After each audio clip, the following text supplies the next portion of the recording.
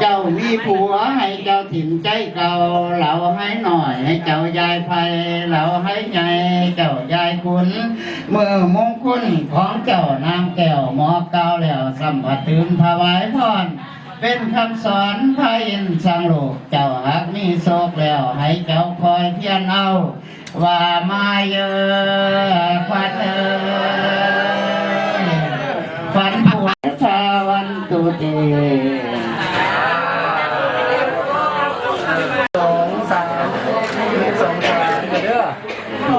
โอเคพร้อมบ่ป้อนเลยกับป้อนเลยบ่อาจารย์ป้อนเลยเดี๋ยวจะแถมลงเงียบกันเลยโอ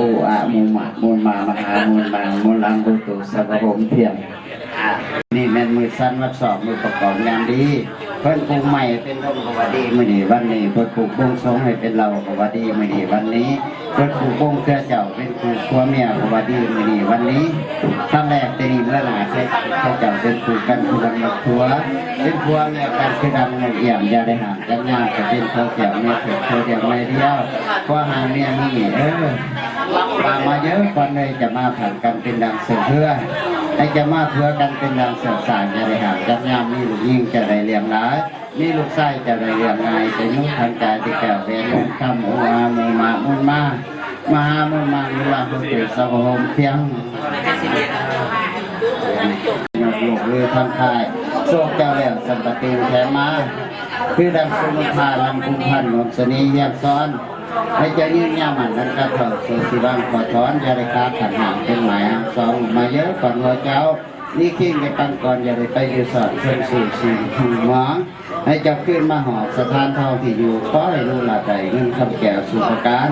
ผู้มุจรมานหายศัตรูอย่ามาบังเบียดโอ้ยพยานหายเส้นของอย่าได้มีอย่างนี้วันโนทุกขา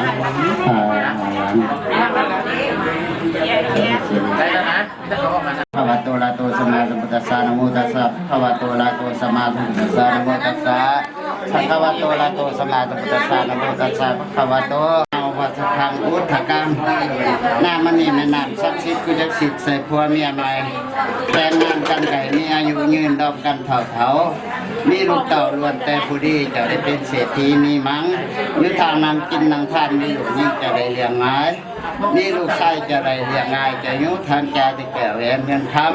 ำสิทธิกิจันกรรมสิทธิกิจันตถาคตโตขอให้พระเจ้ามีเงินคำในสร้างลาภประชาชนยิ่งใส่สุขสบายสุขเมืองสิบปีขอให้ยามาเต้าขอให้ปีขอให้ยามาถึงพวกเมียจะได้จ่าลูกเต่าจะได้ผากทนเขาเต็มเนี่ยอย่าบอกเงินเต็มโลกอย่าแหงเรียลูกเต่าใหญ่สูงดูอามุมามหามุมามุลามุตุอิติปิโสเสเสนามิมินาสตังสุริโสตังตปิติอิปัสสิทธิโสไสภกาเถ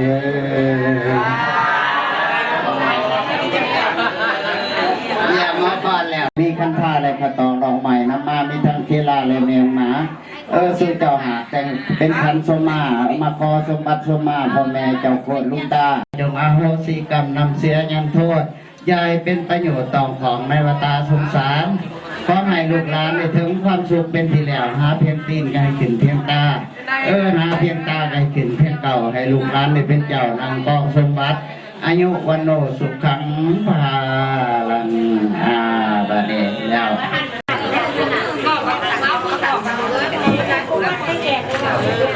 เป็นมัดอย่าไปเป็นยืนมาดีแก่แต่เพิ่นจะเป็นมัดนี่เจ้าสาวลุกนี่น่าจะเป็นเมย์บัดเดิมโอเคเจ้าสาวมาสาวจัดสาวที่แก่เหมือนนั้นนะเวลามันเขียนสลักเป็นขันหยอกเขียนมาตลอดผมจะใส่เสื้อมาแล้วก็ยาไม่น่าจะเป็นตัวหันไม่น่าจะเป็นตัวหัน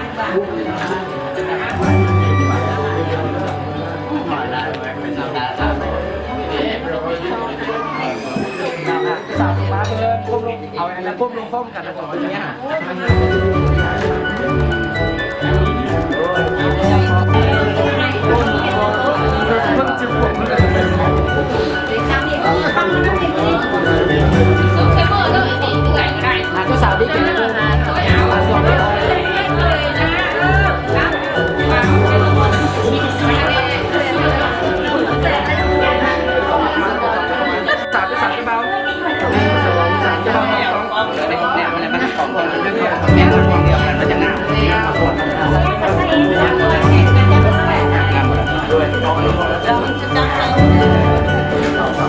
เยี่ยมก่อนค่ะเจ้าบ้านก่อนอ่านเด้อกินเด้อมาได้เด้อเคยไม่น่าเพิ่งนั่งที่เดียว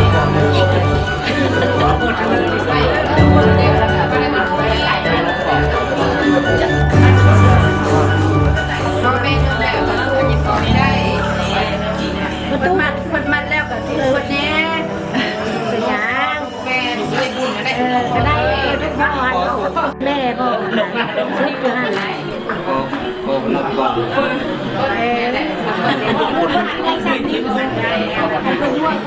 ู้ผมค่ะโอ้เพื่อนตู้ที่ชอบนี่สบายจับถามกันได้เลยไหมสายแก่เพื่อนมันจะไม่ก้าวมาคุณย่าเวลาเข้าคนไม่เขาก็ต้องกับเขาจะบอกไว้ยังบอกมาคุณยังสมาธิร่วมกัน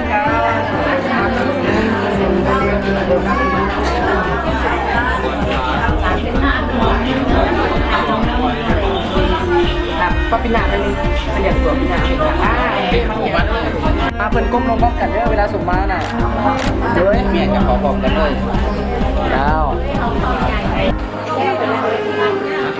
เจ้าต้องสั่งไว้นะเพื่อนๆหันด้วย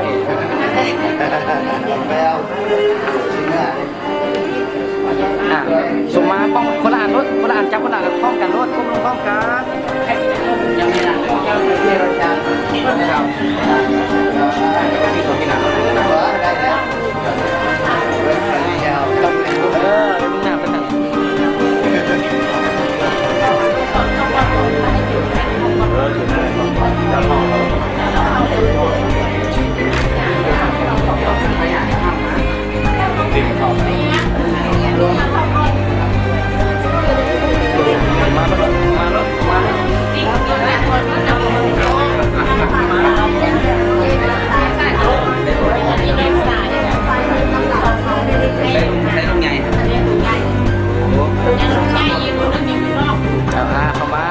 ด้วย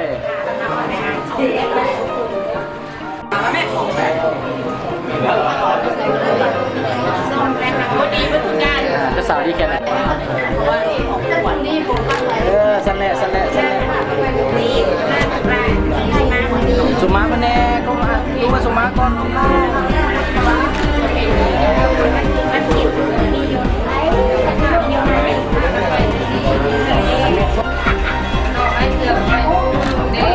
ายเด้อบอลสาวน้ำลายสันแหละเรื่องยังฝากมาเช็ดลูกเลยเจ้า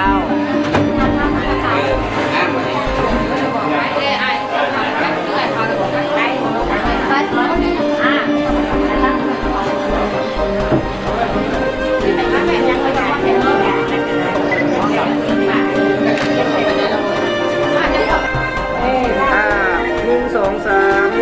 3 โอเค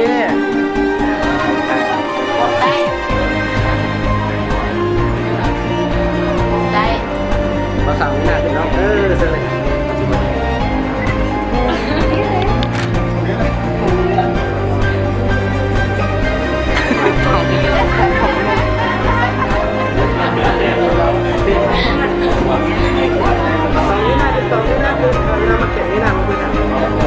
เป็นแหละเป็นอาร์ตไปนี่นะทำเสด็จไก่งานไหน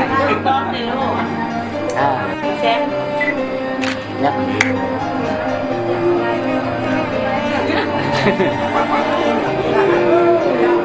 แรกเมื่อตาให้มาสนุกกันเป็นอะไรยิ้มเต็ม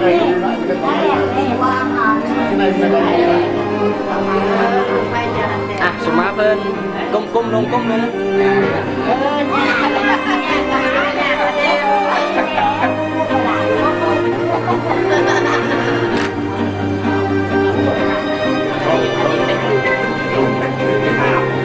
คือสาวที่เก่ง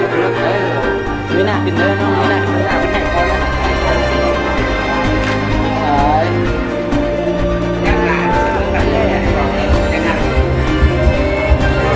สมมาเลยสมมาเย้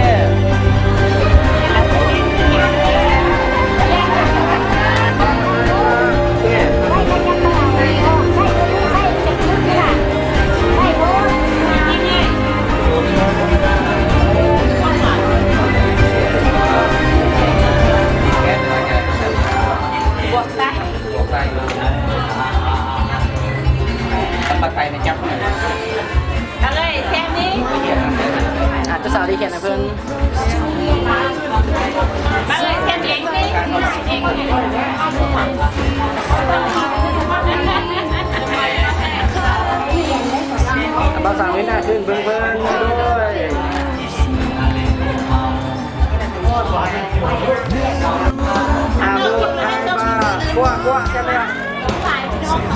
เดี๋ยวการเป็นคู่ขับรถกันไปบ้าออกก่อนกี่เอ้ยแซมเองพี่นี่จะแบบเป็นใหญ่เอ้ย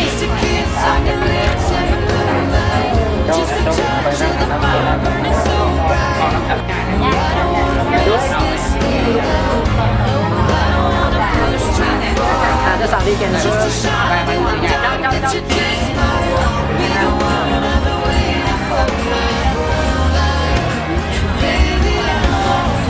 ั่งดีกันเพื่อนจะสั่งดีกันเพื่อนเราคนนี้ถ้าเป็นมัดเลี้ยวมันส่งคนละค่อยๆเปลี่ยนกันมัดนี่น่าคือภาษาเนี่ยเพื่อนนี่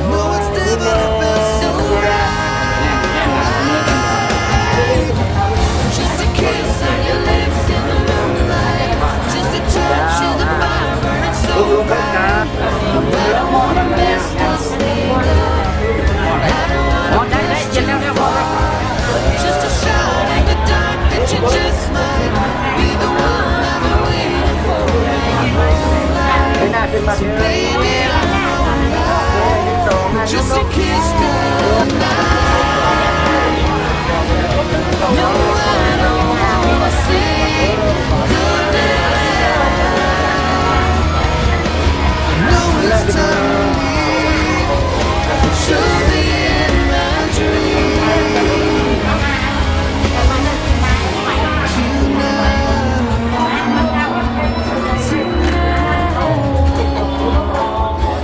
tonight. Just a kiss on your lips in the moonlight. Just a touch of the fire burning so bright. I don't wanna mess this thing up. I don't wanna push too far. Just a shot in the dark that you just might be the one I've been waiting for my whole life. So baby, I'm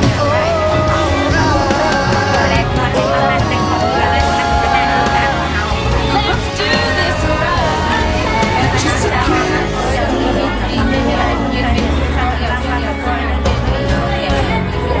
With a kiss.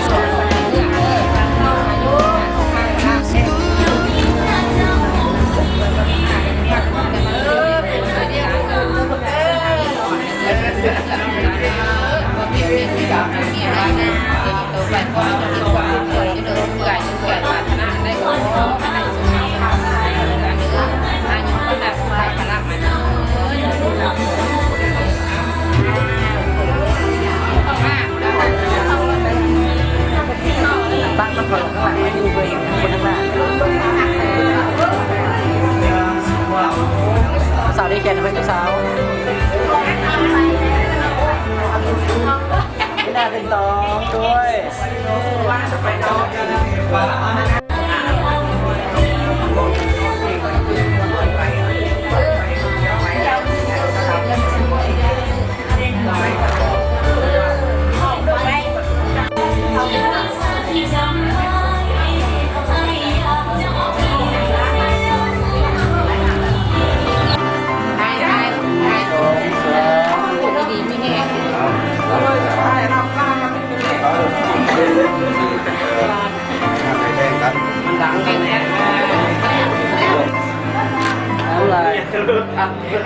มันจะเขาเลี้ยงให้เขาอะไรว่าเขาไหนเล่นถ้าเขายังมีอะไรเล่นเขาเอาก็เขาแล้วแม่1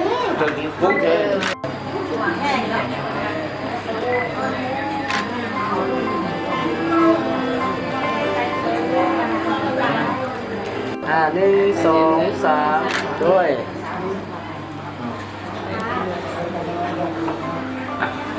3ลูก